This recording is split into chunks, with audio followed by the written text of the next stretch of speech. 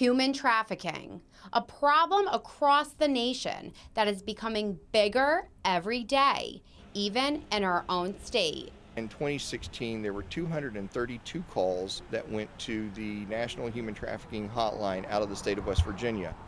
When you compare that to Virginia, which had, I believe, 3,500 calls, or Ohio that had 5,300 calls, it's clear that statistically speaking, our numbers were underreported. If you let my daughter go now, that'll be the end of it. The 2008 award-winning film Taken draws the picture of a 17-year-old girl who is kidnapped for human trafficking. However, that entertainment is all too real for some West Virginians.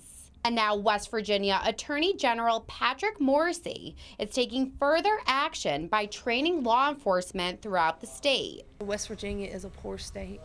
West Virginia's drug addiction is through the roof, and we have a lot of parents and families selling their children for drugs.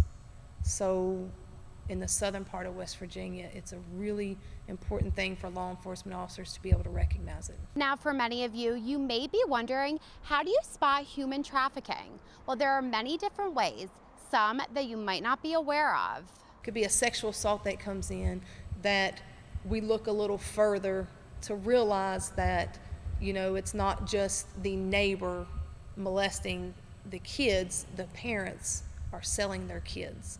We look at Backpage, we look at Facebook Messenger. So when these cases come in, we need to look a little deeper into actually what's happening and not just read it for face value. The West Virginia Attorney General's office will continue to travel the state for the next several months with the goal of having every officer in the state have the opportunity to take this training in their own area. In Bluefield, I'm Ashley Cafaro reporting for Newswatch.